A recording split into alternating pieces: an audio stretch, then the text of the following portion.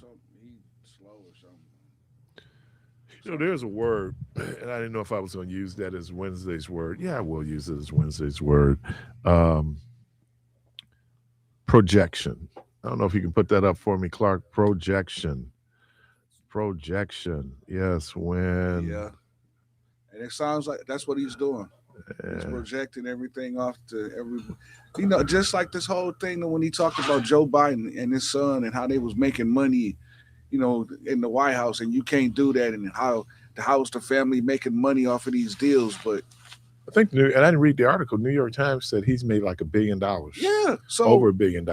you was crying about Joe Biden and his son. Which gets us to projection. Yeah, Projection is a psychological defense mechanism where you unconsciously attribute your own unacceptable feelings, traits, or motives to someone else, shielding your ego. But it also refers to, okay, doing it. In psychology, signs include blaming others for your flaws, constant defensiveness, and accusing partners of infidelity when you're insecure, while handling it involves self awareness therapy and understanding underlying insecurities.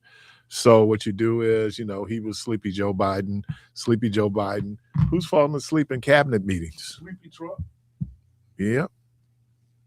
So people project, you put on others what you are, in fact, what you all doing. Oh, welcome to the club, Cudahy. Cudahy just passed a $25 wheel tax. Oh, Anybody know operating a car in the city of Milwaukee?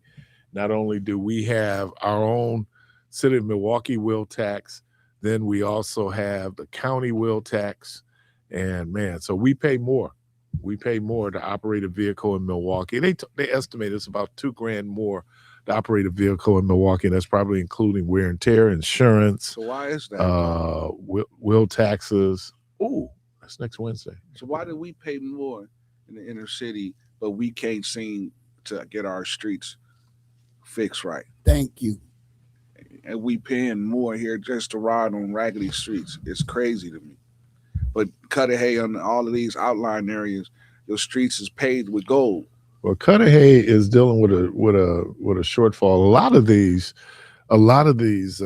municipalities are dealing with diminishing tax. Well, it's not so much a diminishing tax flow. It is the cost of everything goes up, and if if your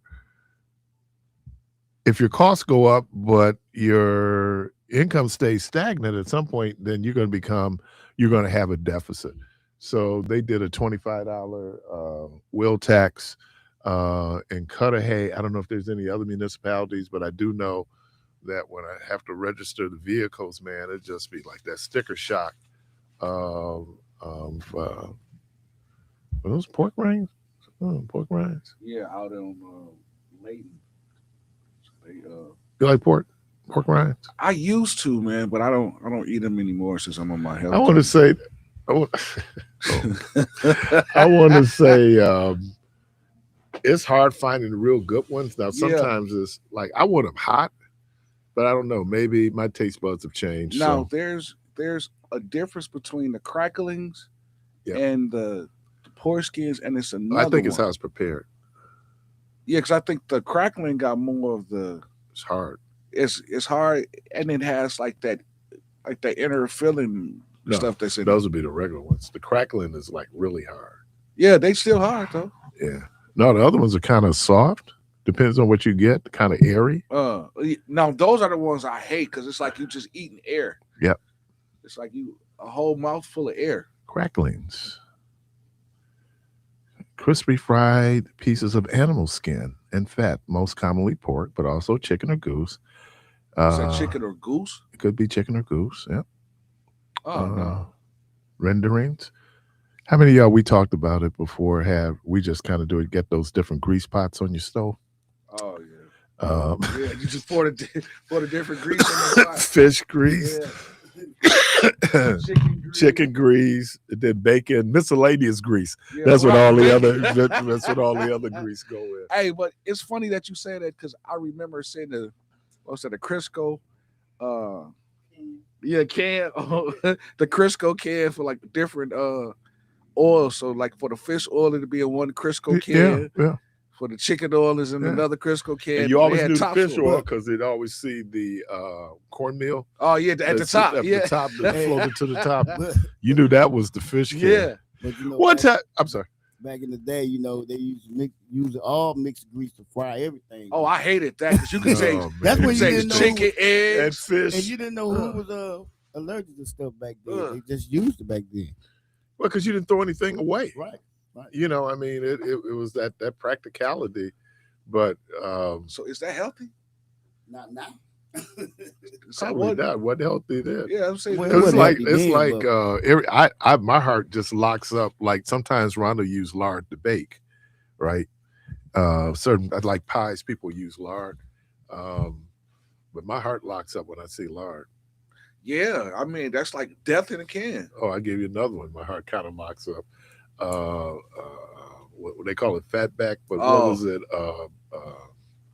The pork, little pieces of pork that you put in. What was that called, man? Fatback. No, fatback, but it was something else. God, but it just be a little. It's not like quite like I don't know if you had pork belly. Pork belly is actually pretty good, No. but I'm trying to think what they called it. What are you talking about? About That fat that you would put in, that piece of meat that you put in your greens, your beans. Oh, you talking about the ham hocks? No, not ham hocks, but it's a little piece. Oh, the salt pork. Salt pork. Salt pork. Yeah, salt pork. Salt pork. Yeah. We got the phone. Call. Yeah. All right, thank you. And you know, I hate to, I know Debo's not in here. I hate to talk about just how poor we was, but sometimes that was the only meat. In spam. That was a tough day. No, I wasn't even spam.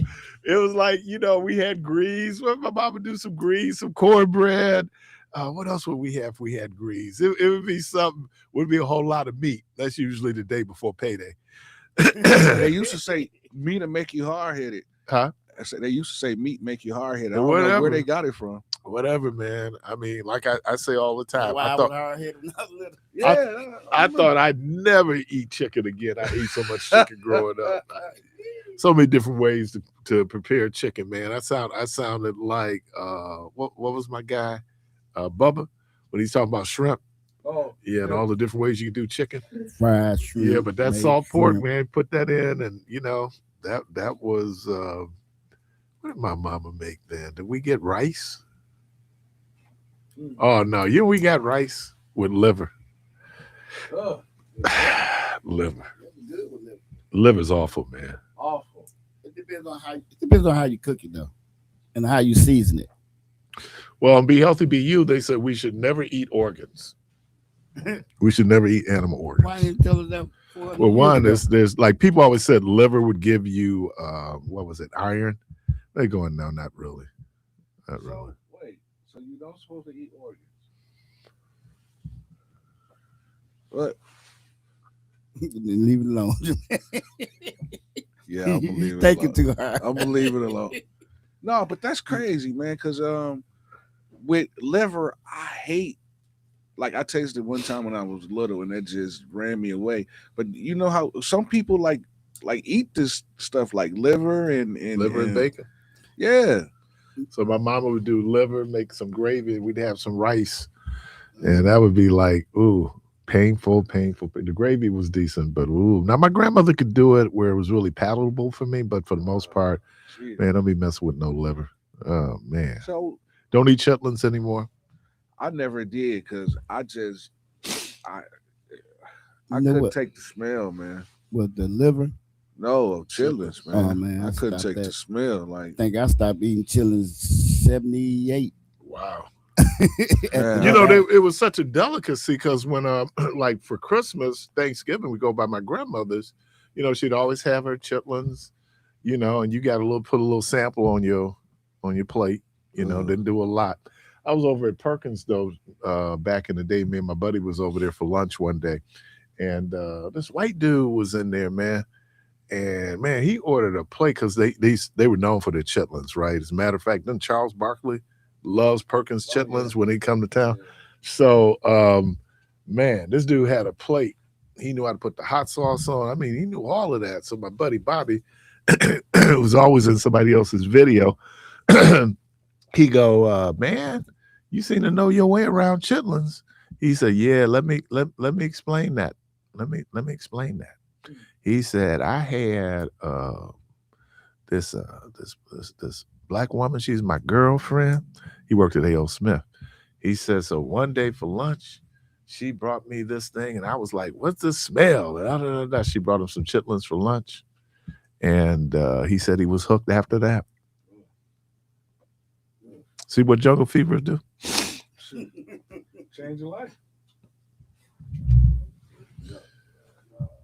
I received, I didn't see the text, but I received a text. My wife alerted to me after the program that she had texted me. And so, I was just talking about how I don't know where it started, where I'd be, naturally attracted to dark women. My wife texts me and go, tell them about those white women and those Spanish women you used to do. Tell them. One or two, I don't know what it seems like. You date one or two white women, and then they done turned you into Jack Johnson. Oh, no. Oh, no.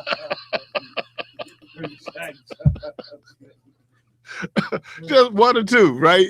And she make it sound like, oh, hey, but let me say this. The overwhelming majority of women that I've dated have been descendants of enslaved Africans. Overwhelming majority. And I kept around. I said, hey, you the whitest woman I ever dated. So, my buddy called, he called, I hadn't talked to Ron in a while, so he called the house and he got the answering. We still had the answering machine. So so I'm playing back the message. He go, hey Keith, Ron Banks here. It always say Ron Banks here. Ron Banks here. He said, you didn't tell me you married a white girl.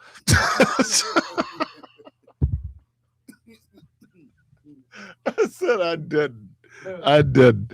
But my wife grew up on military installations, so my wife didn't have an accent because she literally in the military is a real different kind of thing. So she wasn't in a place long enough where you can pick up certain types, certainly African American speech patterns.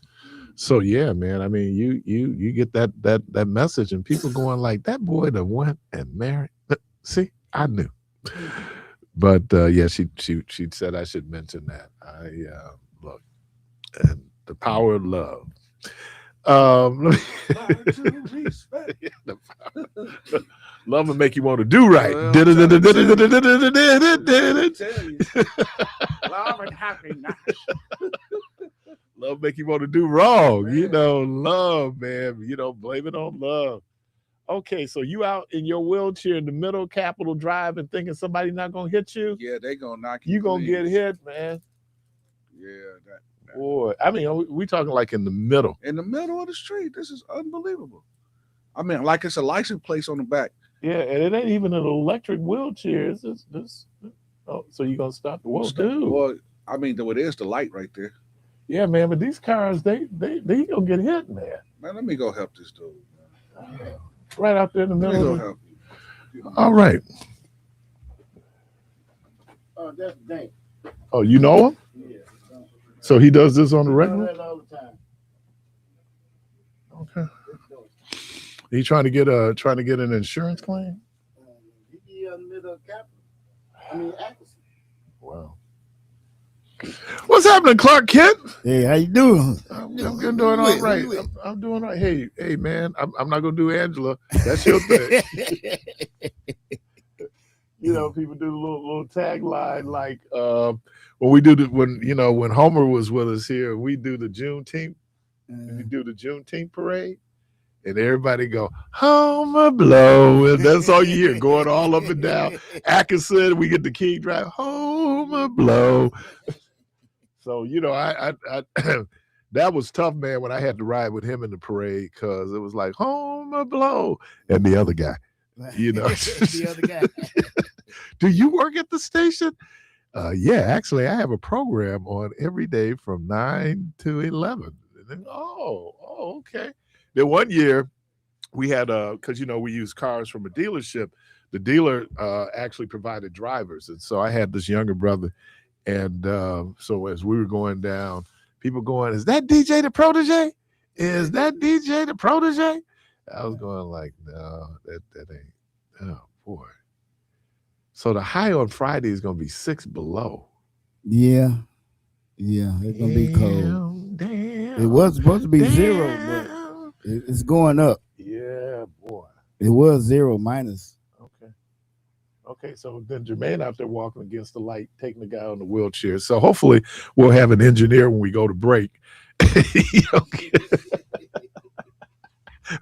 We'll have an engineer as we go to break. Let me do this. Let me set this up. I know we're aware.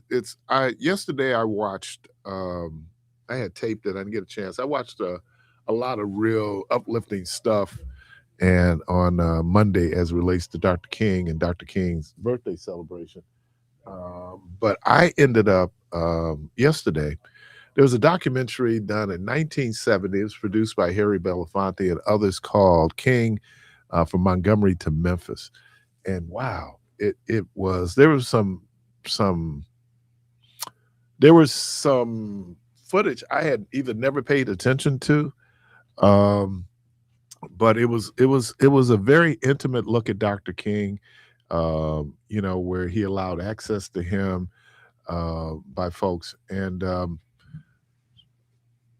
so I it gave me a whole sense of just, growing up. I was a kid doing civil rights, so the only thing I would do, you're gonna watch it, you're gonna, read about it.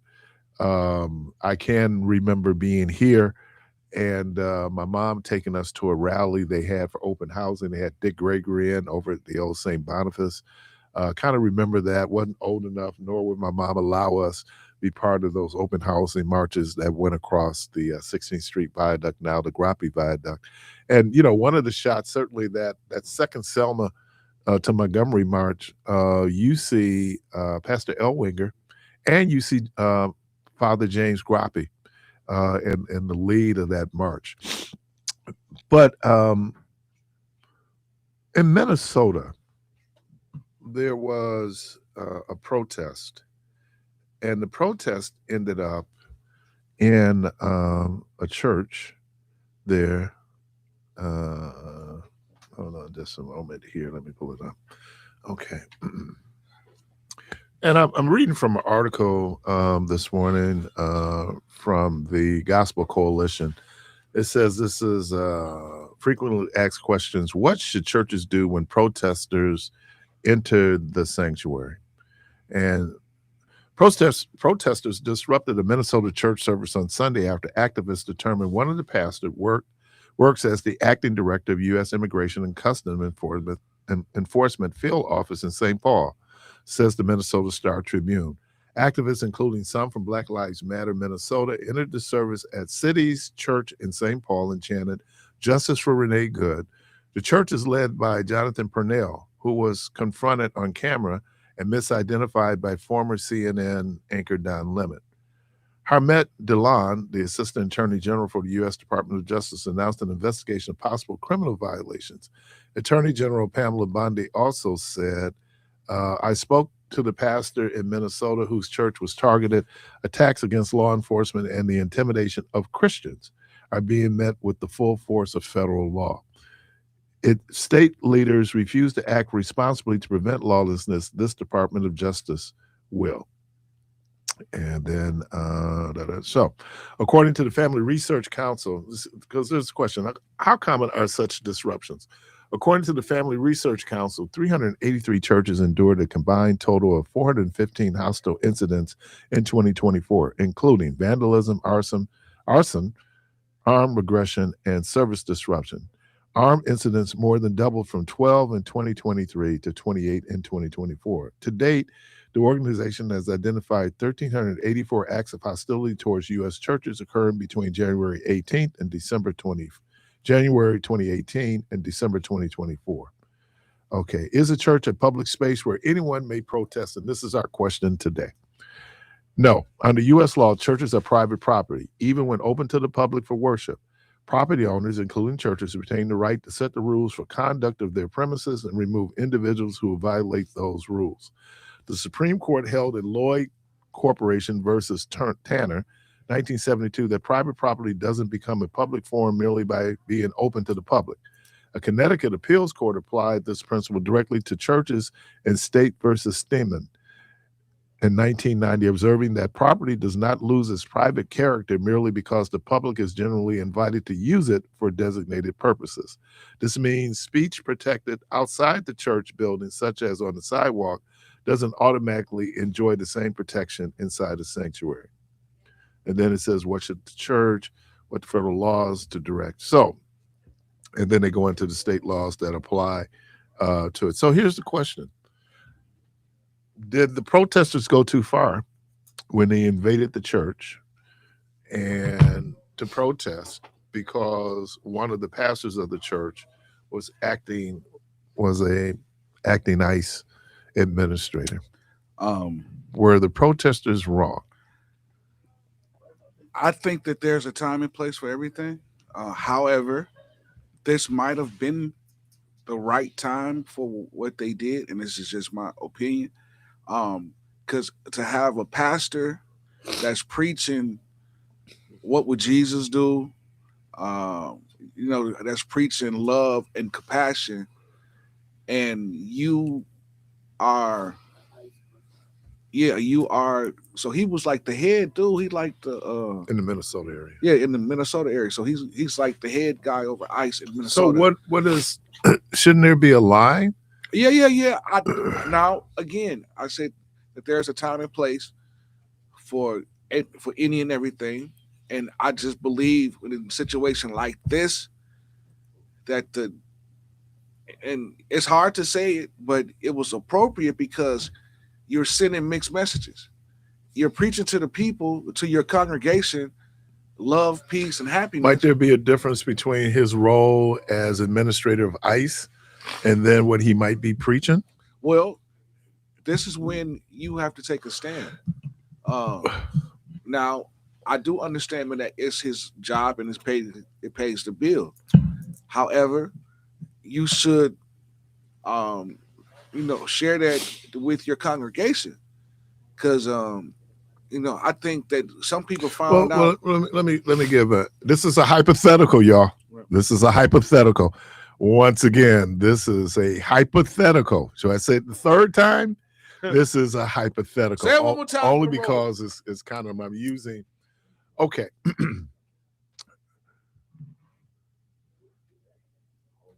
So you have a church that wants to build. They want to build a housing.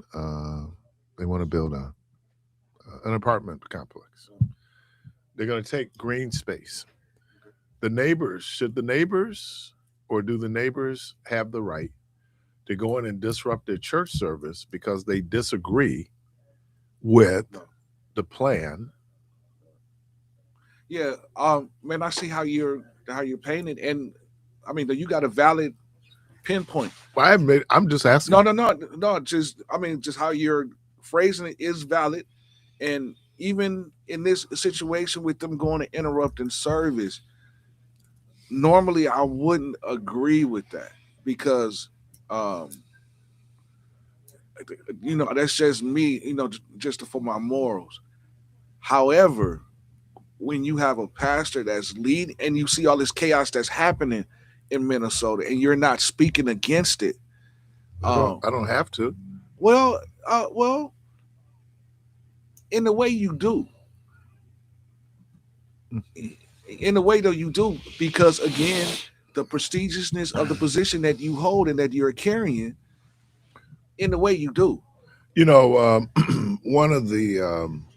One of the side shows, and I'm gonna call it just what it was. One of the side shows during COVID was when we went into lockdown and they closed churches, and it's because Donnie Swaggart is still talking about it, and they were very upset that they closed churches, and they said, I can't believe you close the church. We should be able to come in. And look, I know that there were churches when that lockdown happened, was still having church. Oh yeah, People were still coming in. Yep. It's like barbershops. Bro. Yeah, it might be dark when you drive by there, but they up in there. Oh yeah, you see all the cars now. And the cars all parked out there.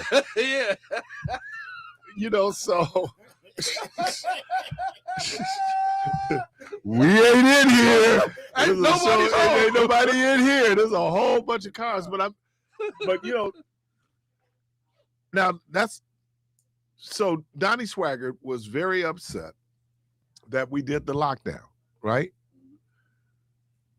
Now, if you look at particularly Black Baptist churches in Georgia, Church of God in Christ in Michigan, I don't know, I think they lost 3-4 bishops from COVID. A whole lot. And the spread was because we had assembled ourselves. But the church was saying that you don't have a right to tell us what we should do. And then when gas stations stayed open, when liquor stores stayed open, when cannabis dispensaries stayed open, people going, oh, you can keep them open, but you close the church. It was different. And so I guess this whole idea of the sanctity of the church, and government is kind of loath to get into the business of what is sacred. But I just wonder, did it go in? Because I do, and Call, I see you. I do remember during the height of AIDS, ACT UP went into St. John's Cathedral in New York and disrupted Mass because of the position that the Catholic Church had said. Someone said what? Closed the church and kept the liquor stores open shows what is really essential in this land. Yeah. Alcohol and weed. Weed and alcohol. That's the shit. I didn't say that. All right. Questions and comments. I didn't say that. Exactly what it was. Weed and alcohol. You're listening to Community Voice. Phone lines open 414-444-5250, 414-444-5250. Did the protesters go too far when they went into the church in St. Paul to protest one of the pastors there who just happened to have, he was bivocational, had a job as the acting administrator for ICE there in the Twin Cities. Listen, before you go, I think that he should have when the protesters came in there, he should have addressed them and, saying that, hey,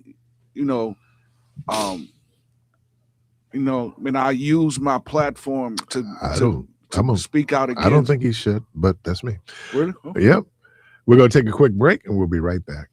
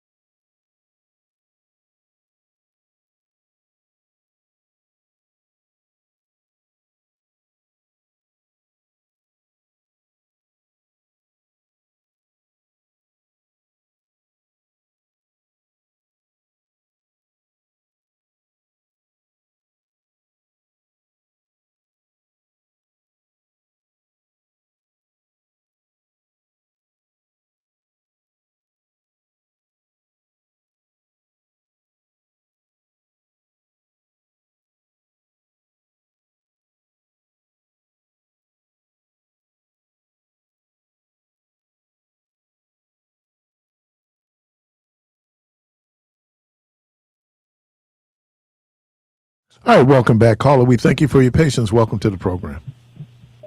Hey, good morning. Can you Good hear me? morning. Yeah. I was listening to you, and you were talking about the invasion of the church. I think they went way too far. Remember, the church is a place of sanctuary. To be honest with you, when they were talking about sanctuary cities, I think they first started with going around the sanctuary because sanctuary has always been, sanctuary has always been the church has always been a place of sanctuary. Now, had they got mowed down with guns because we know what people are doing to churches, we would be in another dilemma. They would say we done killed the church is killing now. But people are going into the church and it's killing. Now, Don Lemon was a part of that protest up in that church. Don Lemon, what was he doing up there? What is he doing up there? He's standing with the people from Minnesota. That's what he's doing. So it don't matter where you from. It's a situation that's affecting the world. You can be from Paris and feel like that the situation that happened in Minnesota was out of order. So I'm coming to stand. You know what, Don Lemon is Minnesota. You know what is so angry about this whole. See, it's a liberal movement, man. This thing is bigger than what we see in our face. Sort of like a brother called in this morning and talked about Greenland and talked about how Greenland is going to be making progress to a comet to grab on to Greenland. Well, if you look at it, this is not the first time that's been done, and I hate to change the subject, but so much is going on right now in the country, man, that I mean, a talk show, man, should never be void of conversation. Yeah. So you're saying that the protest went too far? The protest went way too far, and it's just listen. What if they got killed going up in that church, man? That's like an invasion. But that's the risk. Then we have something else on our plate to deal with, right? That's the risk that you take when you protest. Brother, you don't go into a private. You don't go up in nobody's house.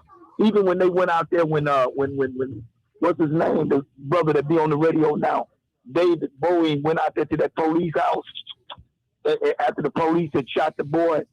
Well, you can protest, but you can protest. Man's house, that man will kill you. They didn't go inside. You don't go inside the Lord's house. I don't care how atheistic you are. They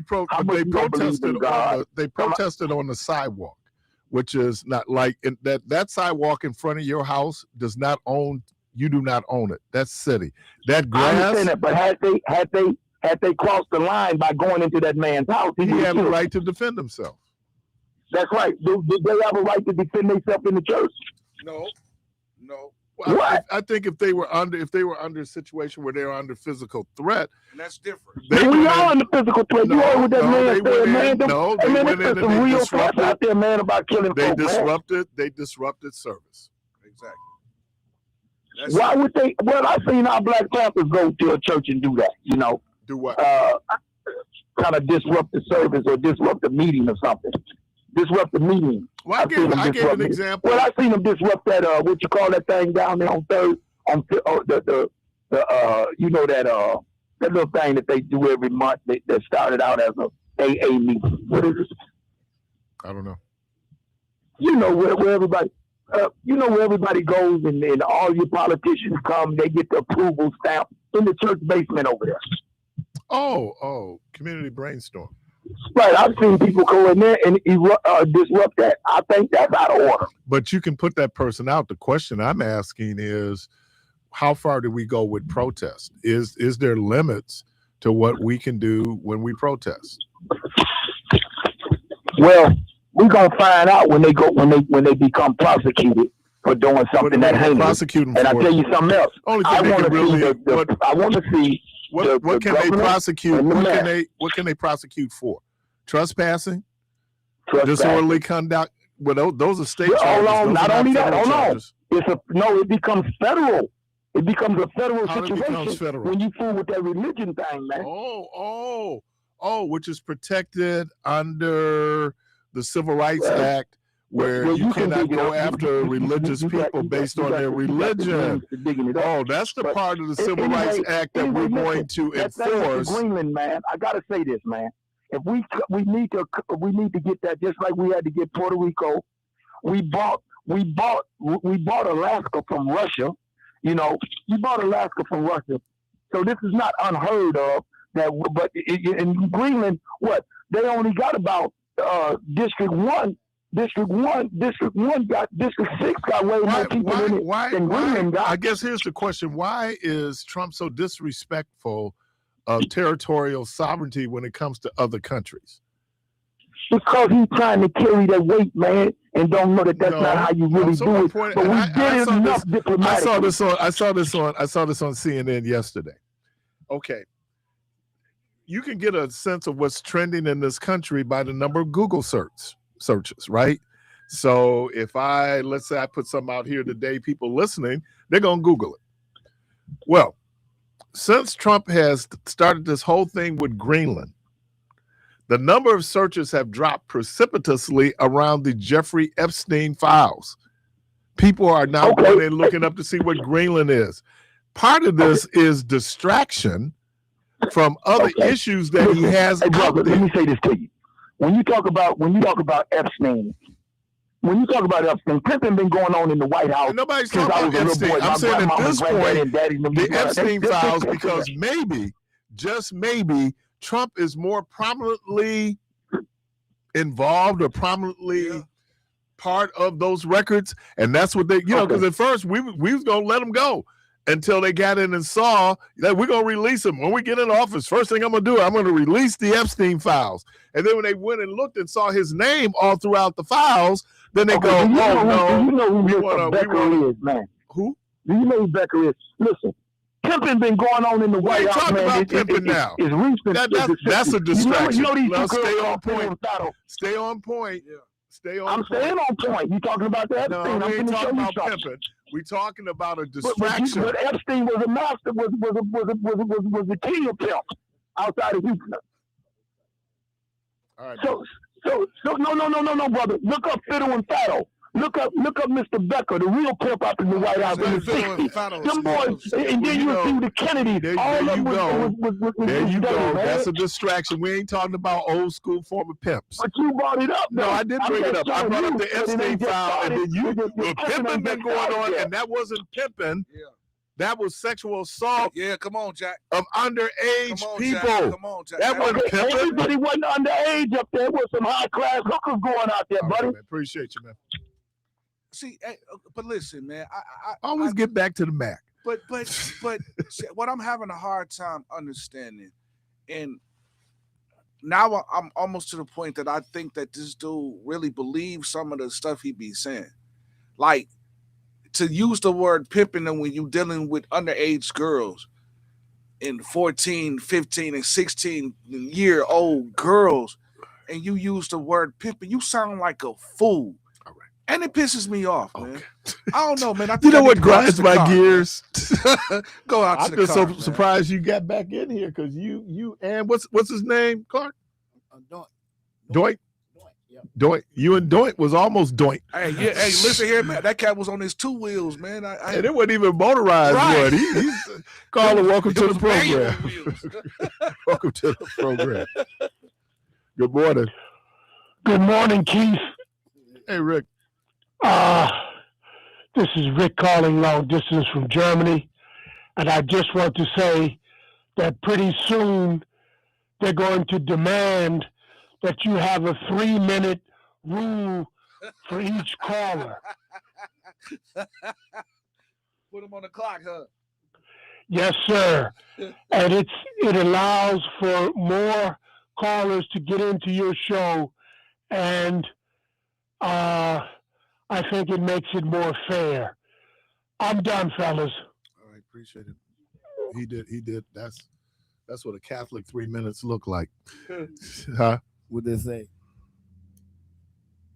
Wow. Meach is defending the pedophile ring. Remember when Trump was in Michigan at the auto plant and the guy yelled out pedophile protector? Yeah. Lost his job, but they raised a lot of money for him. 300 some thousand. Yeah, they raised a lot of money. So did he lose his job or he was suspended? Well, suspended. I don't know if he's gonna be able to go back to Ford. So they fired him for that. Yeah. I mean, if there's anybody who should have been fired, it should have been the president that stuck his middle finger up and said "F you."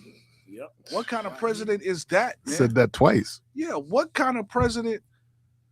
But then you got people that's falling in line with this dude, like he's the greatest thing, and he's, I don't know, Keith, man. I'm gonna take I don't see how Michelle's you word. can do it, man. Messy. Yeah. I don't see how you can do it, Oh, man. Because I Messy. How I could do what? just I'm a tolerate. I'm a I professional. know, and that's why sitting and watching you and Michelle, I'm learning how to put water on my temper. You know, I'm learning how. See, you got to carry 2 buckets, one gasoline and one water. So I'm trying to carry more of the water bucket. You know, when there was a injunction not allowing, I think the march continued from Selma to Montgomery after Bloody Sunday. Dr. King, I hope I'm not conflating, but Dr. King said that we have the right to march for that which is right. Right. But I wonder, though, are there limits on protest? And, you know, with civil disobedience. So, for example, if we go out and we block traffic as protest, and that did happen during George Floyd, other protests where they go out and they block traffic, is that going too far? You know, I mean, and look, I know that that's all relative, what going too far is, but I don't know. I would have to defend that church if they decided, I'm sure they did, to evict them from the church. I think that I agree with that. I might not agree with what their theology is, but I do respect the sanctity of sacred spaces, whether it be a mosque, whether it be a synagogue, whether it be a church.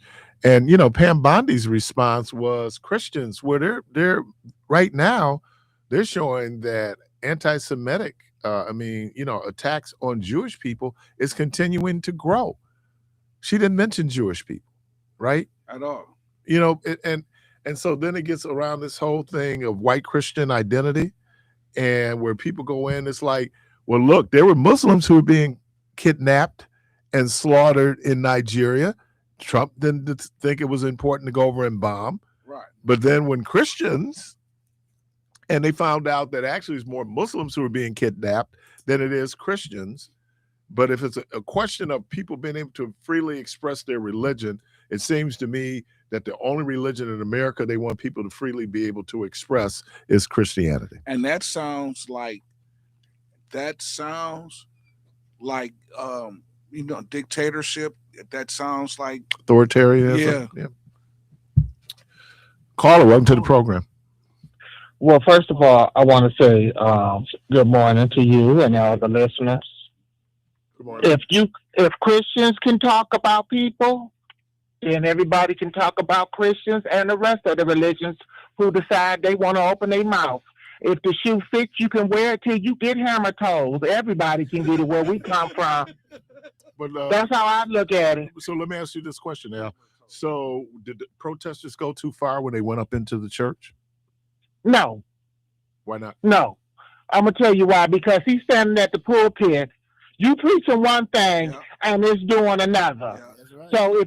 So if you're a deacon, don't tell me fornicating, having kids out of wedlock is wrong, and you got 10 kids and 10 baby mamas. We don't really know what he was preaching. All we know is what he did, his other job, and that's why they were up in there. Because I don't know what he was up preaching. No one seen. I don't know if he had a chance. Well, I mean, the whole pushback to that, because they did interview him, and they was asking him questions. Just me looking at it, situations like that, he should have addressed the people instead of putting them out. You could have addressed them, like you could have sat them down and had a conversation with them, and it could have ended peacefully. But it turned into a whole pushing shoving match. You got to get out. You got to get out. And they have every why right. not? I get it, but why not have a conversation? Yep. Also, we don't hear them saying anything when you had these white nationalist Christians going up in these Christian churches shooting and killing people. Yeah. They ain't talking about that because I feel the deacon and the whole people up in the church should have been pulling out 44 Magnum 357 410 judges and say in the name of Jesus Christ, I'm finna blow your tail clean out that I don't know if you can do that in the name of Jesus. Well, you know, they use Jesus to kill, so you can use Jesus for everything else. So like they say the devil is bad, the devil ain't too bad if Jesus bragged to him. So if you can brag to him, I can use him in a time of need. Because it's what's good for the goose is good for the gander. You can't tell me what not to do, but you can do it too. Now that's a double standard, and that's where the problem is. And if you decide to protest, that's fine. But if you want to play chicken with a Mack truck, I'm going to give you all the space. Peterbilt that. Appreciate you. Have a great day. That was flow. Yeah. Mac Chuck. Yeah. Peterbilt. Yeah. I give that a 9. Yeah. Hey man, that cat got some good. I just, and like I said, I saw, when I was, and it just seemed like I was trying to juxtapose what I was watching when I was watching this documentary, of a movement almost 60 years ago, and looking at what's happening today. And let me say something about these protesters. They doing it in Minneapolis. It's cold. Right. So that's how committed they are. Yeah. And they out there all night. Well, not all night, but they out there. Most of them. Yeah. I mean, it's shift changes. So it says something about, but Carl, welcome to the program. It's shift changes. I mean, you gotta turn off that old radio. Hey, what was that verse with Jesus asked Peter, where they at with we? Who rolling with us? It's like it's just me. It's like you got your sword. It's like I got 2 of. It's like let's go. Yeah. What verse is that? So that sword is that 45 and that Glock. You feel me? That's what Okay, you find that one because I'm not finding it. Hold on, I'll find it. Okay.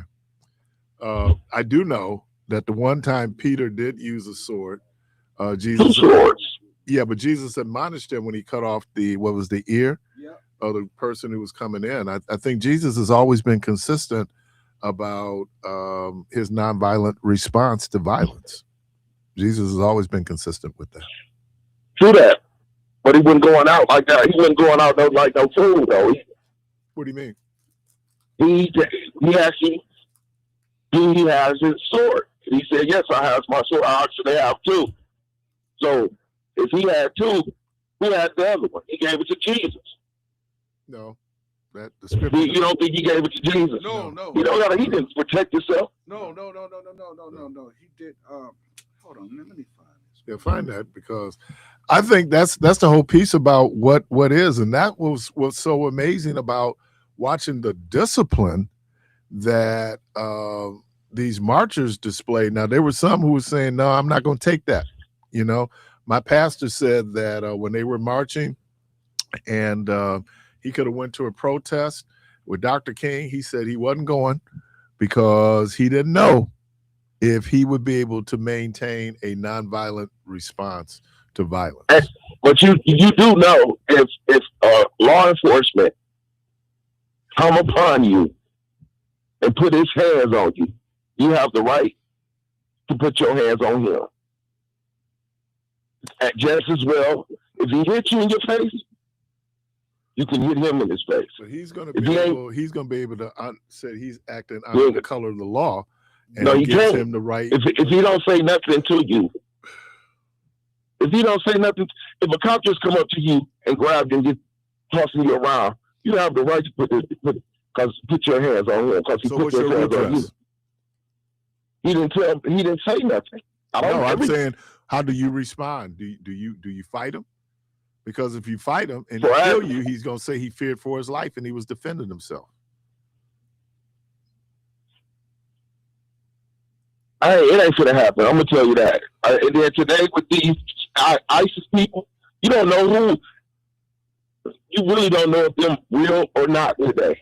Right. And that's been the issue, man. And this since he's been in, like they would show up and they've had on these masks and they didn't clearly identify themselves as law enforcement. You know, the Exactly, question, and that's the point right there. If you don't identify yourself as law enforcement, I have every right to protect myself. Because you got on the badge, I don't suppose to know that could be something out of candy bar box. yeah, I would think though that if you're prosecuted, the argument that they're going to use was that he was operating under his authority or her authority, and that you resisted arrest, and I'm sorry. I'm going. I'm a little hyper off of where it is. Oh, okay. But tell me this though. Honestly. So I think Constitution. That the Constitution does, but then you're right. Your due process says now you have to go into court. You know, like how many times has it been? Wasn't it the situation with Dontre Hamilton? Was that his interaction with Dontre Hamilton was one, he shouldn't have never disturbed him. He had every right to be on that bench, sleep, whatever he was. And then when the officer went after him, but notice the officer didn't get fired for killing him. The officer got fired. That was different. That was something like different. That was straight racism right there, bro. Okay, but what I'm saying is the officer got fired for not following departmental practices and rules. He didn't get fired for killing Dontre because he said when they got into the whatever it was, he feared for his life. They're supposed to lose all immunity. You don't know what a person going through or what a person. I mean, he could have been in a bad dream or something. You right though. You right. The ICE officer who shot Miss Good. You know, first of all, they teach, and someone read, they teach it. You never put yourself in front of a car. You never shoot into a car. And the one thing you don't do is you don't reach into a car. That's Department of Homeland Security rules. He violated the rules. All the rules. And then his argument was because then they lied. Yeah. They lied. The president even lied. Yeah, they lied and said, well, she tried to run him over, and he's in the hospital. They got videotape of dude walking away because nothing happened to him. The dude that did the most damage was the other guy that slipped. Yeah, run into the car. But see, that's... Oh, the old internal injuries. In that, the president needs to be impeached. The federal or the Homeland, she needs to be, all of them need to be, I mean, if they go by the Constitution, all of them should be out of there. What's his name? Johnson? That says the tree of liberty is supposed to be clean. Well, I think anything can happen between now and November. Yeah. But the Dems have a very good chance. It's gonna be a cleanup. Taking back the House. Don't know what's going to happen. It's gonna be a cleanup on aisle 6 for real. Yeah.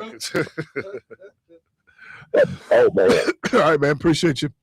Y'all have a good old day. Hey, I was supposed to call back. I went and got that information for my truck. I got the number. Yeah. Now I gotta go. I gotta call Toyota, and they gonna run my VIN in that number. And if it don't come back, man, call us back. Please. If it don't come back, man, call us back. Okay, I got y'all. Cause I'm gonna have to have somebody with me because I'm coming with you. Hey, I'm coming with you. Call me. I'm coming with you. I got you. Okay, I got you. All right. Yeah, because he gonna snap. Yeah. So I'm gonna carry that water pail so pour water on him. Because he gonna snap. Yeah. I mean, I will snap too though if you take my engine out. Don't get him more time. Yeah. You're listening to Community Voice. We gonna be cellmates. We putting up t-shirts. Free to call her and ride out. Free to call and ride out. You listen to Community Voice. Again, our question, did they go too far in Minnesota when they went up into the church? We'll take a quick break. We'll be right back.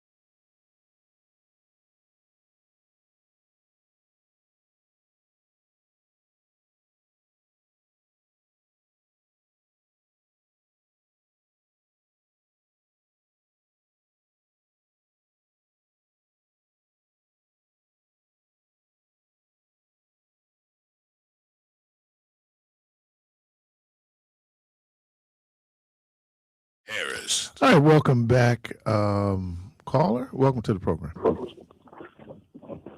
Good morning. Hey, Keith, Hey. still ride out. It's gonna be him, me, and the police. I ain't for that shit. You feel me? I ain't going to jail. This is serious. I'm gonna be sitting right behind the police. Yeah, well, that's why I'm saying you might not want to take ride out with you. I'm gonna tell ride out. Look, Rob, you on your own. Oh man, you're like he did it. You know what my mama used to say? I'm your friend, right or wrong, but when you go to jail, I'm going home. Hey, you on your own. Yeah. I'm gonna put them on your books. Hey, Doc, I some of my books. Hey, what'd you say? Say I wasn't that bad. I'm just trying to get. Appreciate I just left me out there. I said, no, I wasn't that bad. I right out badder than me. He did like this dude better than me. It wasn't even his car. Hey, but it's always that one person, Yeah. Dude, that ride with you, that would go hard for you. Yeah. Be like, dude, it ain't even that serious, man. Yeah. You out there Don't busting care. windows and clouding. Shoot, man, my brother, boy, one time he was just like, "Oh, you can go to war, huh?" I didn't know you cared about me that much. Got Right? black stuff on Yeah, your eyes. man. Gary was ready to go. I was like, "Okay, bro, all right." You'd be surprised, man. Man, I'm telling you, man, you take the folks with you, man, and they make the situation worse. Yeah.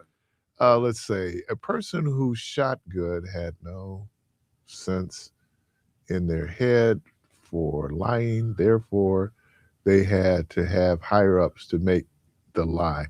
And the fact that he called her a F&B. That's what I'm when saying. she Like, drove off. but how the DOJ is saying you're not investigating this, you ain't even looking at it. You ain't even sharing information with the locals, but you want to investigate protesters going into the church? Yeah. So you got a person that lost their life Projection. after they said, I'm not mad at you. I'm not mad at you at all, and said it with the softest tone. And clearly you see her, because if she was trying to drive into her, she would have turned left. Yeah. But clearly you see her turning her wheel sharply to the right to get, and anybody would have done that. If you look into your right, somebody pulling on your door, you don't even see this person that's in front of you. So you turning your wheel to get away from the person that's pulling on your They door. can show that the wheel is turned away from, not towards. Right, exactly. And again, he violated their protocol By stepping in front. And Right. then you, first of all, they teach you when you on the job, you're supposed to have your phones out anyway. So why you got your phone out and you recording, you added to the situation. And one of the things, and this woman talked about her being pulled from the car. She said that you get conflicting orders. Get out the car. Right. Keep moving. So Get out the and car. You actually hear them say it. Right. Keep moving. So what do I follow? What do I follow? Man, just turn upside down in a situation like that. So I think he had put, when he gets back, he can put it up for me, where someone was saying that, I don't know. I mean, is there,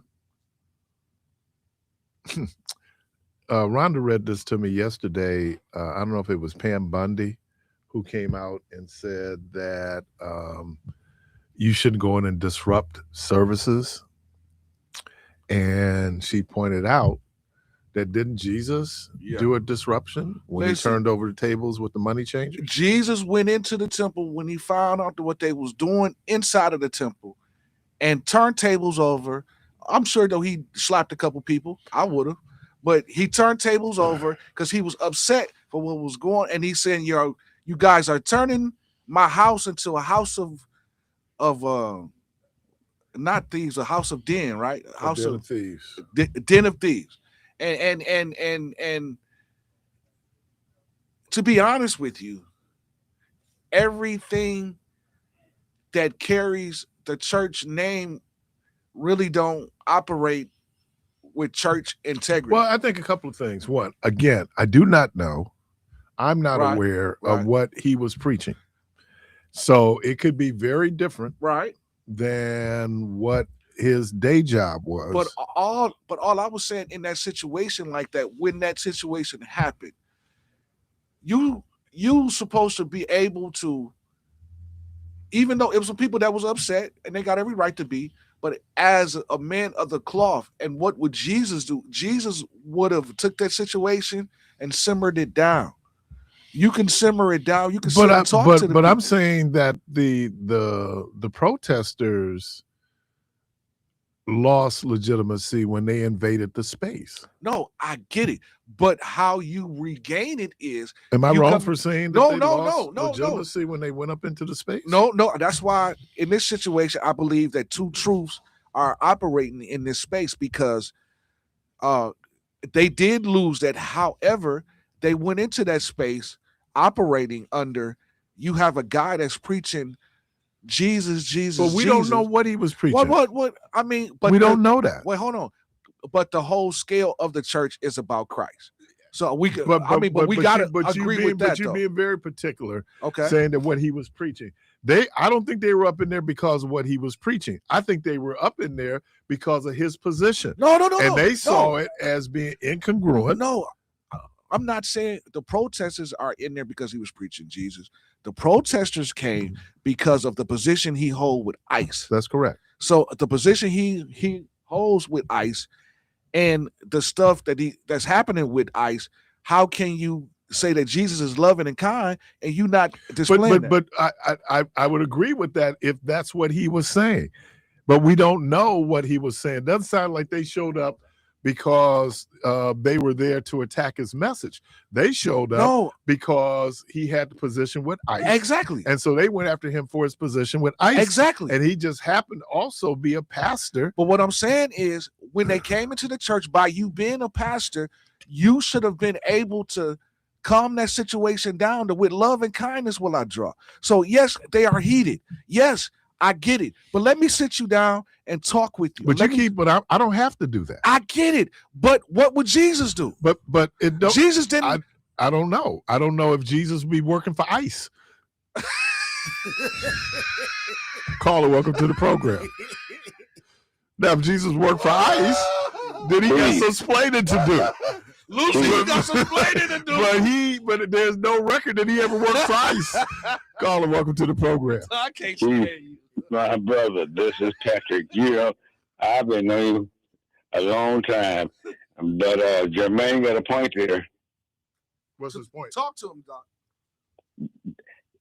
Come on now, you know me. I got you, Patrick. What's his point? Talk to him. I mean, listen to what he's saying to you, though. I heard what he was saying. He was saying, but we don't know what to do with preaching. It's your perspective, right? But listen to his. Right. I heard his. I want to make sure it's only your perspective. Okay. Well, I got it. Talk to him, man. I love y'all. All right, man. Appreciate you. No, but seriously. A preacher by day, a murderer at night sounds like a Hollywood movie plot. Yeah.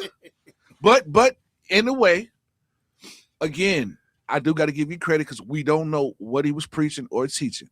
However, the church symbolizes Jesus.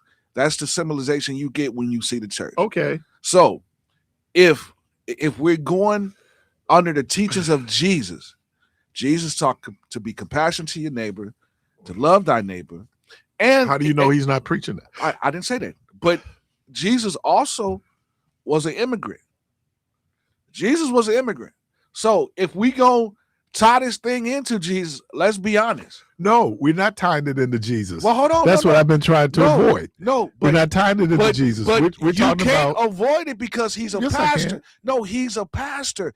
And this is the people that's protesting are saying, how can you preach and teach the teaching of Jesus when you out here doing this? That makes you a hypocrite. Well, okay. All right. And I think, didn't Al call in talking about deacons making babies? Yeah. But then preaching against fornication? That would be hypocrisy. It's still hypocrisy. Again, I think that, I don't know if they were going after him for hypocrisy as much as they were going after him it's the position, for his day job. But that's what I'm saying. And so the question then is, why are you protesting me in the sacred space about my day job? Okay, hold on. Okay, so let me say this. Say, for instance, you ran a crap house, right? Friday and Saturday, this is KP's crap house. It goes down at KP's crap house. On Sunday, you preaching, don't gamble, It's a sin. If you're gambling, you going to hell. You gonna bust hell wide open. But on Friday, you open your. Well, keep it going because you stopped at gambling. But if you're smoking weed, you know where I am. You got a phone call, man. I got a problem with the gambling house, but if you want some weed, you got the address. So what I'm saying is, they come to the crap house and say, "Hold on, wait a minute. You doing this at the crap house, but you preaching on Sunday and you telling me not to do what you doing on Friday and Saturday." Yeah. I got an issue with that. No, just buy my weed. Caller, welcome to the program. Good morning, good brothers. How y'all doing today? Good. That's bivocational, brother. I'm doing well. What's happening? I think that what his message was on that day, I think is irrelevant. I think that my understanding is that by the mere fact that he holds that office, right, it disqualifies him to be a part of the things that he does outside of that office, like so many other things that you could do holding that office would disqualify you. The atrocities or just the violent behavior and the so many times unlawful behavior and the misrepresented behavior that they are going after people that were so why not go to his office where his day job is? That's the issue.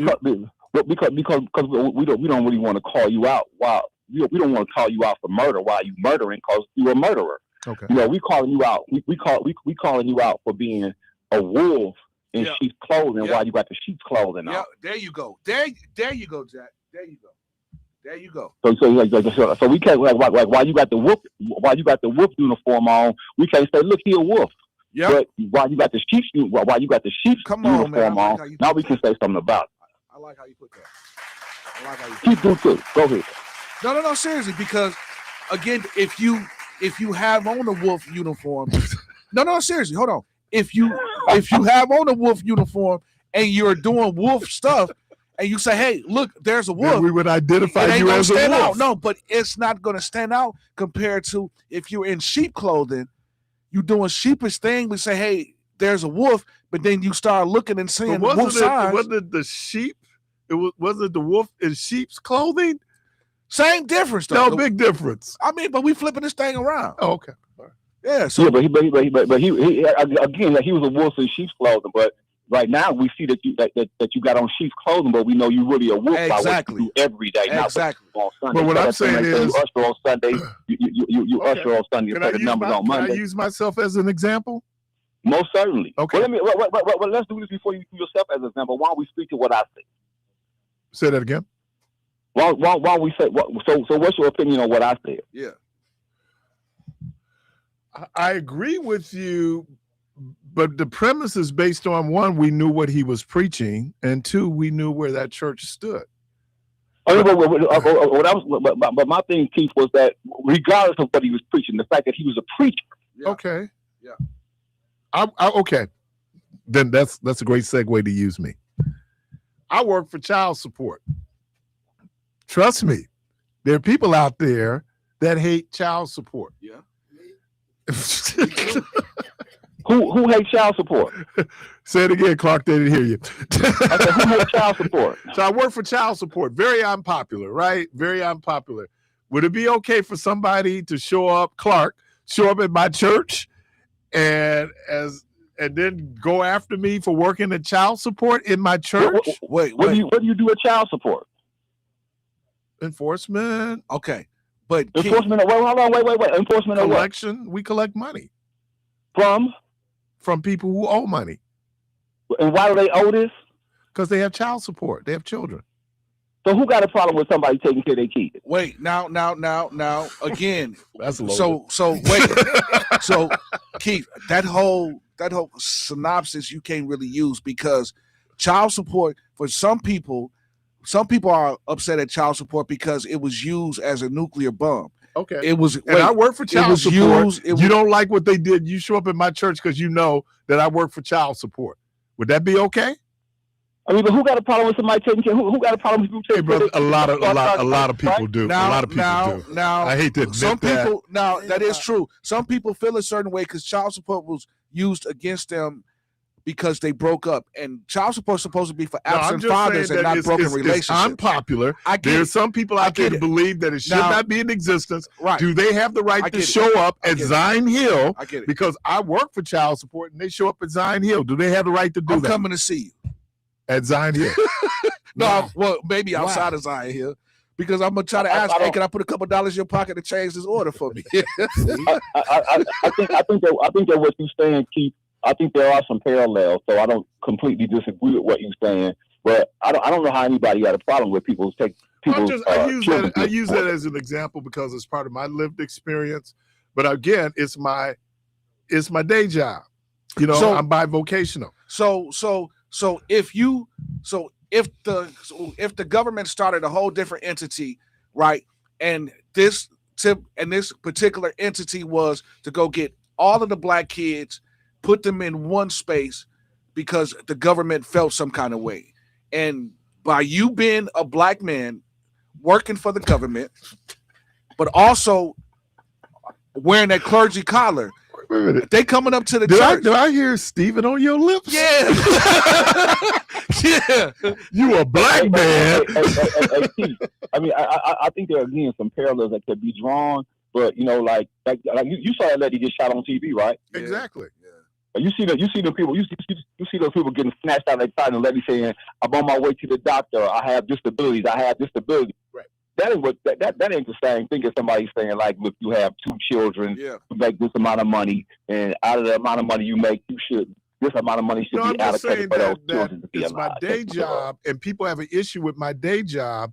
People have an issue with everything. But I got that. But I'm saying, can they show up at my church because they have an issue with my day job? They should just show up and take care of their kids. Okay, but I'm saying that's my particular day job, right?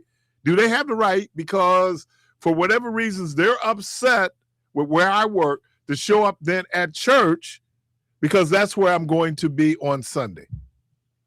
I mean, I think if you're not taking care of your kids, I think you're wrong. And I don't think you got legs. No, but I'm not putting a value on that. I'm just saying that a person reacts because in their mind they want to protest what I'm doing, whether it's right or wrong. I'm not putting that value on it. All I'm asking is, based on my job, can they show up at my church? In this particular situation, no, Keith. No, okay, well no. then why wouldn't that apply to the church in St. Paul? Because the people at ISIS doing something wrong. Thank you. People at ISIS doing something wrong. ISIS saying that they're enforcing the law. Yeah, but I mean, we see what they do. We saw them. I got that, but I'm saying that they're saying they're following the law. Okay, so what I'm saying to Jermaine is, when we collect and take money out your check, we're following the law.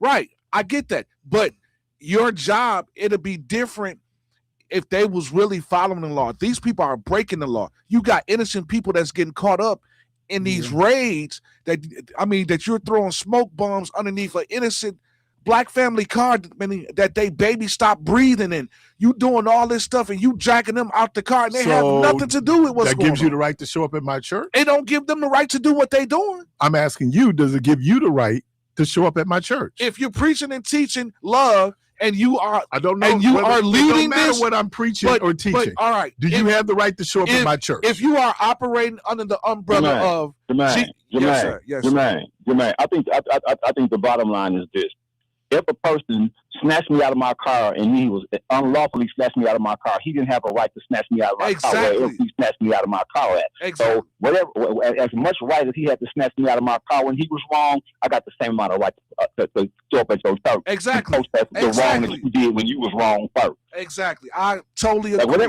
Whatever I do back to you, really, you really can't say much about what I did back to you, but you was wrong in the first place. Exactly. That's if I clutch a WNOV, slap Keith, and Keith proceeds to beat me down behind that, right, I ain't had no business slapping Keith. Well, all I did was slap you one time, but you shouldn't have slapped me at all. Slapped at all, exactly. Yes. So now we having two different discussions? Slapped him one time. Mark, you shouldn't have slapped Keith. No. Are we having two different discussions? No, because what he is saying is, what they are doing is wrong. They was wrong for snatching them out of their car. They was wrong I for appreciate that what they did was wrong. First of all, he didn't snatch anybody out the car. I'm just saying, do you have the right? He got somebody in the car. Oh, I'm sorry. The guy that they were protesting, then as there's no record saying he pulled anybody out of the car. He threw any smoke bomb. He's just the leader of that organization. Obviously, responsibility buck stops with him. My question, though, regardless of what you do, do you have the right to show up at church, in my church, based on what I'm doing with my day job, no matter where I work? If you're a leader of one thing, that's just like that's like the dope dealer that got a day job, but he don't touch no dope, he don't sell no dope, but he the kingpin. You're the leader of that. Right. So you go to jail. You get the kingpin. You get it worse than anybody else because you're the leader. Well, let's say he's the pastor. Do I have the right to show up at his church? And arrest him? Yes. No, not arrest him, to protest in his church because I don't like that he's peddling death. Do I have the right to show up in that church space? Well, let me ask you this question. If he was peddling death, but he was a preacher, would the law have a right to come in there and arrest him while he was The law would. Okay, but as a citizen, do I have the right to go in and protest in the church? Well, Keith, you know what? I might have to concede to you. I think you're wrong, but you sound right. So, hey, but you know, that's why he's my guy. Two wrongs can be right. You know, two wrongs can be right. He said 20 seconds out. He just called it 20 seconds. 20. Wait a minute. So two wrongs can be right. Hey, this cat just called it 20-second time out on me, man. Oh man, we heading to the car. We gonna be back. We gonna figure out the math on this. How two wrongs can be right. We go. Appreciate you, Bob. That was hilarious. Hey, he said, "Oh, hold on, because you be trying to slip him in."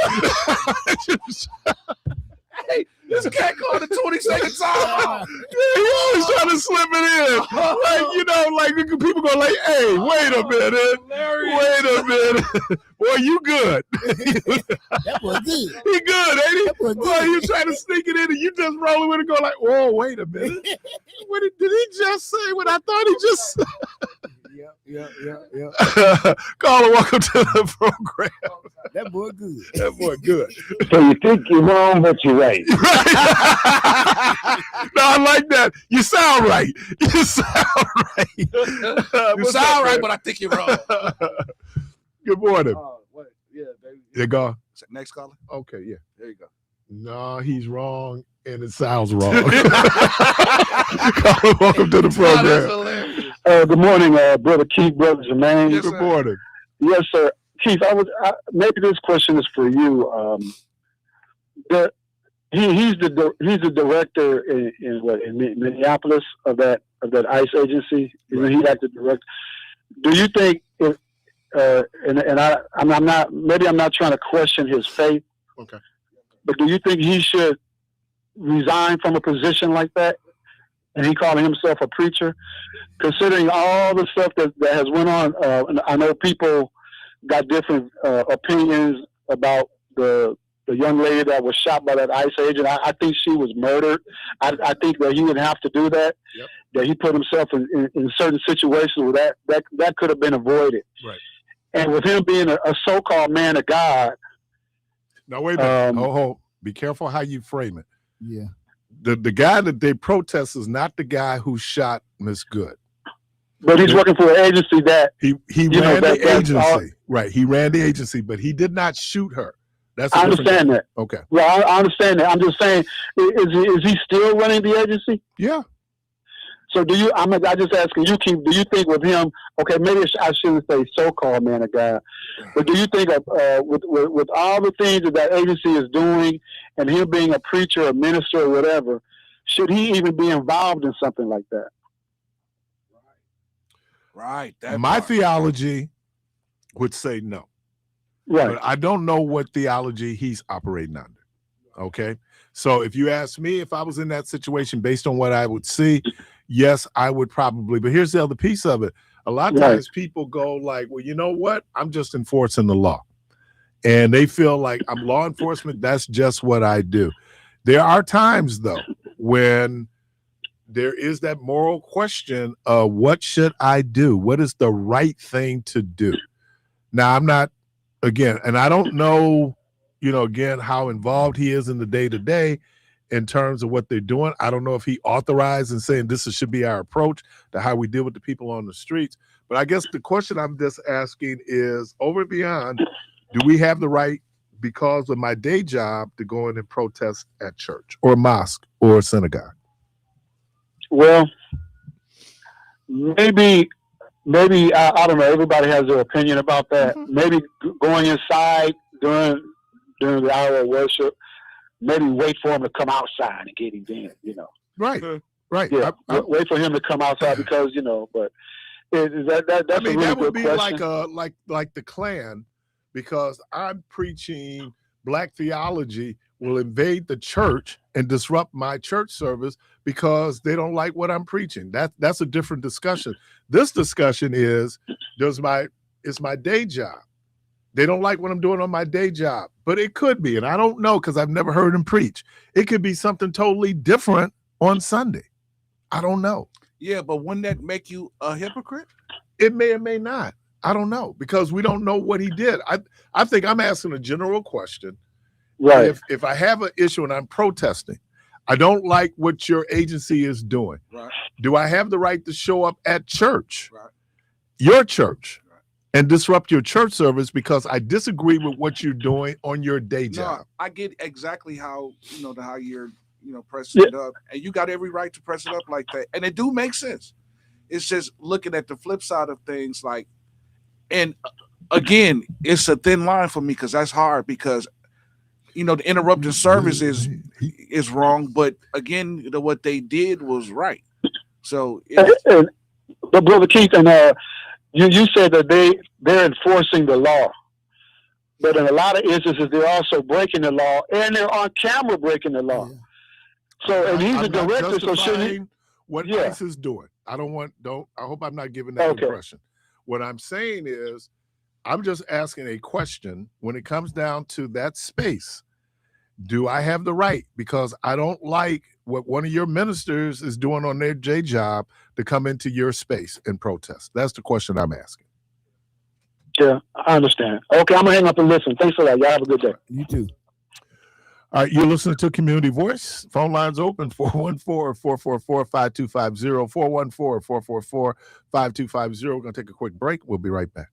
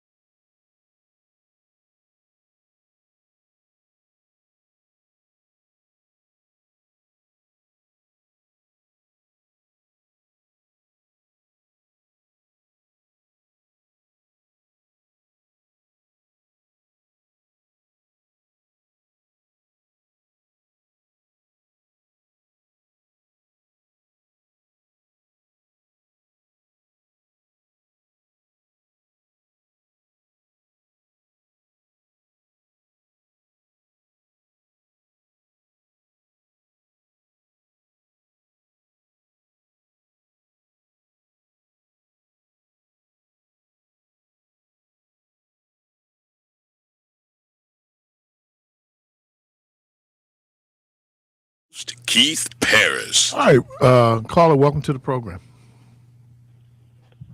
Good morning. Good morning to you, brothers in the studio. I just have one question. I'm going biblical with you. I believe it's in the Bible where you're talking about this agent in Minnesota. If he's a pastor and he's working with eyes too, the Bible says that indulger is just as bad as the doer.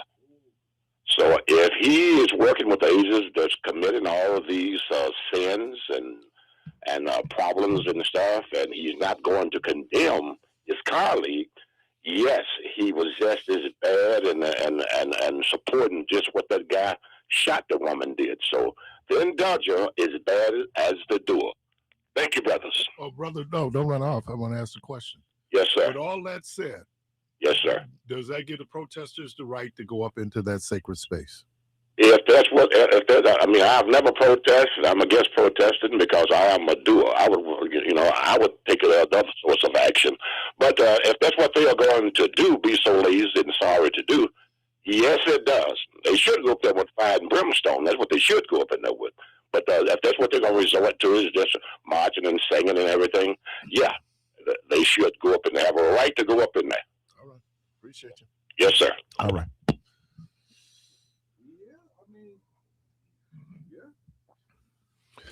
I think, well, as controversial as I can be, don't show up at Zion Hill, y'all. I don't, if the story of Zacchaeus, everybody knows Zacchaeus was the tax collector who made his way to Jesus, and upon his conversion, not only did he renounce what he was doing, he also paid back those people that he abused with interest. And that's the piece that people kind of miss about Zacchaeus' story, this idea. So I don't know if he's going to have a come to Jesus moment. Again, and I think I said this, my theology might differ from his particular theology, where, that's okay. There are people out who will argue Paul said that government is sanctioned by God. So I think people have a whole lot of things they can fall back on to rationalize and justify doing what they're doing. Caller, welcome to the program. Okay. All right. Caller, welcome to the program.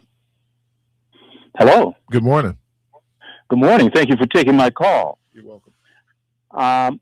The question that you've posed today, it seems that it gets at the heart of what can you do on private property? Where does one party's freedom begin and the other's end? Yeah.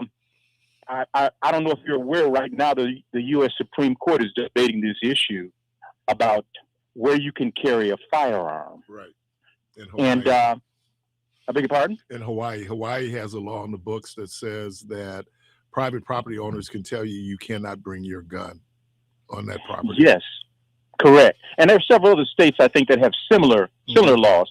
But what it's coming down to, as I was hearing about the debate that's going on amongst the justices, several justices seem to be sort of asking questions and appear to be leaning towards saying, okay, if you have the right to bear a firearm, that perhaps you have the right to wear it anywhere.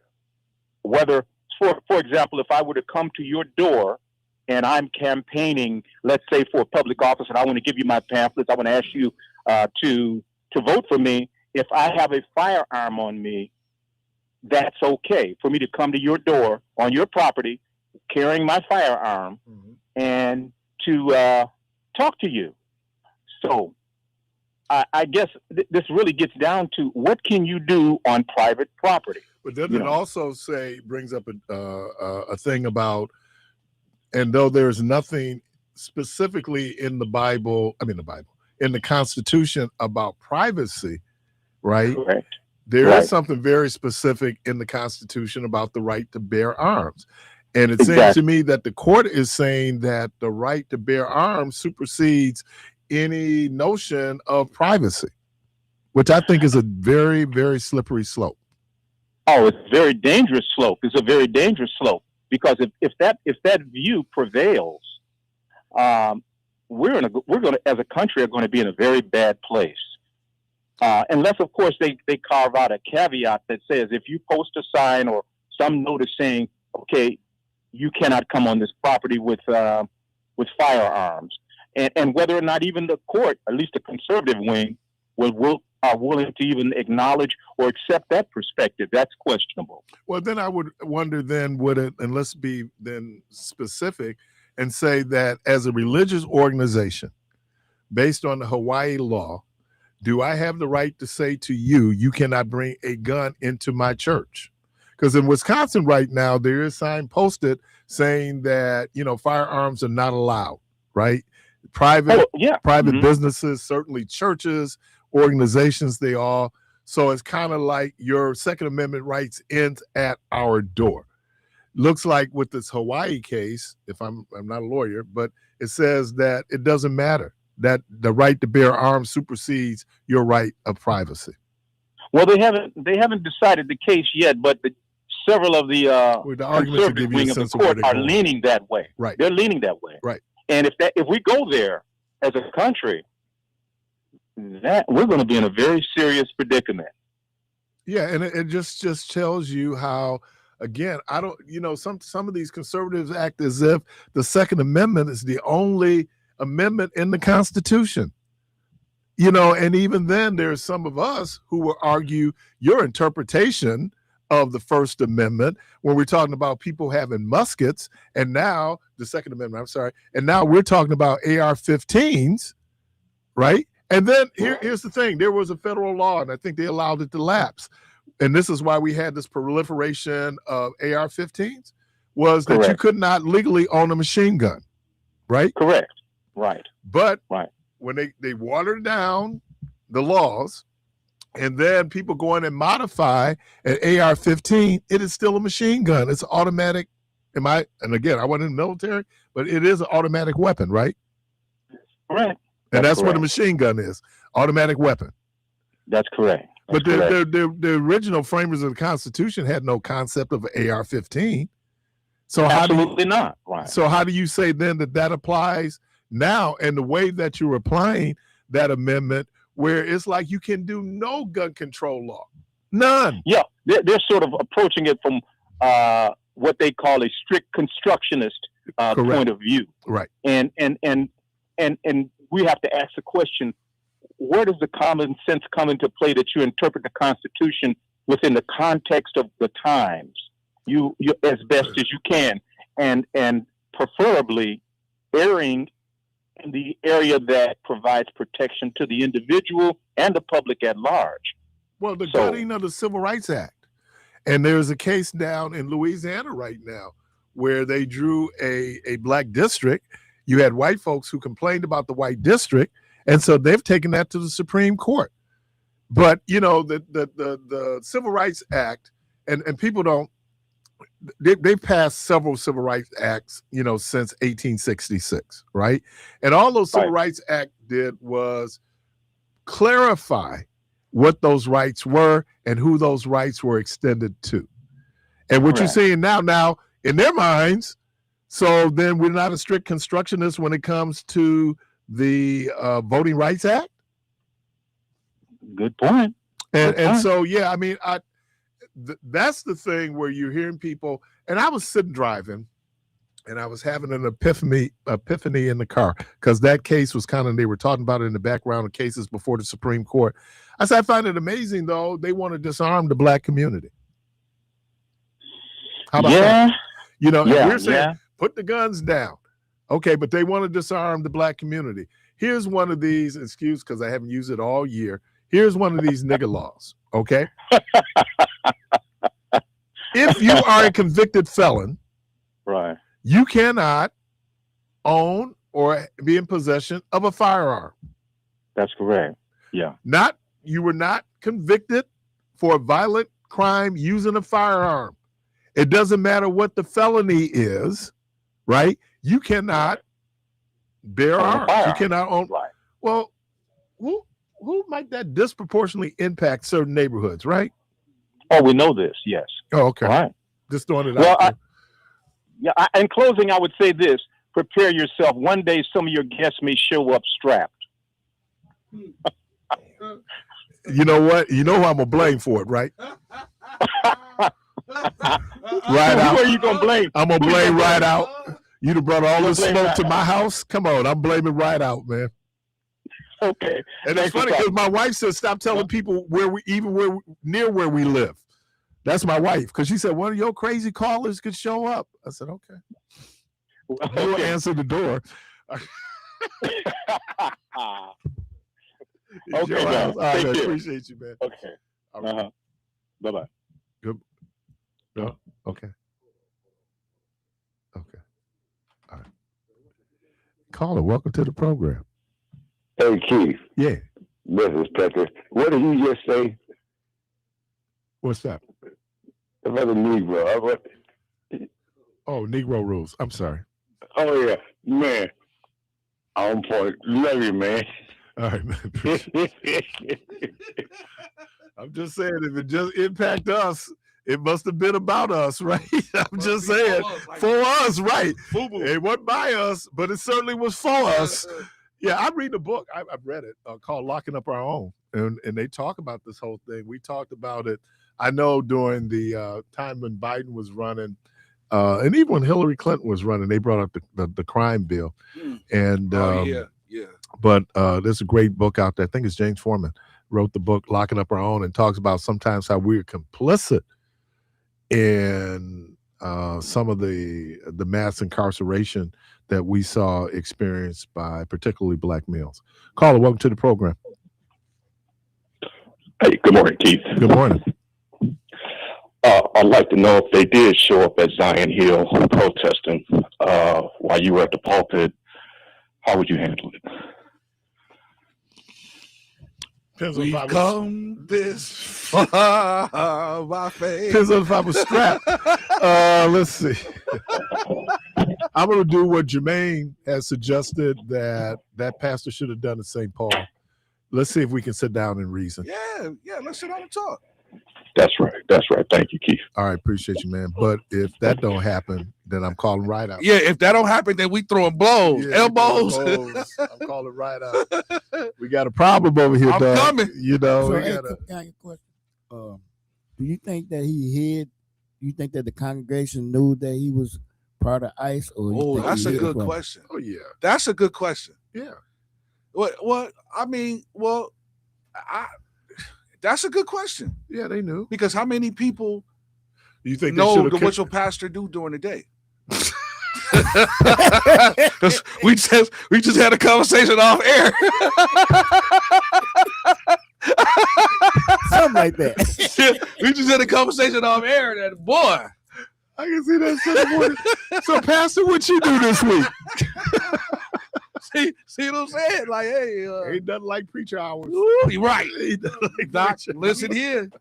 We gonna ask that question. So you think the majority of the congregation, they part of it too? Would they think they would say something to him, or Well, or that's the other piece of it, because we have churches are peer churches, right? You go to no, most of them. You go to churches where people are similarly situated like you, educational level, income level, worship style, so all those like things. So it could have been that he wasn't probably the only person there. I don't know. Working for ICE.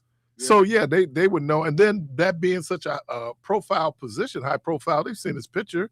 I'm sure they kind of know what they're doing. Oh yeah. Well, this was a very enlightening conversation. I certainly appreciate. Got another caller? Get my last one. Good. Okay.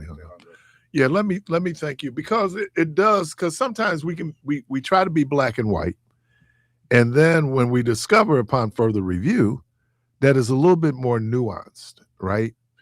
And we should not deny someone else's rights in order to exercise our rights. That seems to be, again, like I was saying when we were having the whole conversation around the dress, what was disturbing to me was that people we send talking about the sin, and then that delegitimizes your argument because you're sinning. When Paul says to be angry but to sin not, Yeah. that one can have righteous indignation, Yeah. but acting on that righteous indignation does not give us the right to sin as we act on that righteous indignation. Right. And when you hear people talking, it's like, I don't care because I'm right. That part. Yeah. Yeah, but you can be dead right.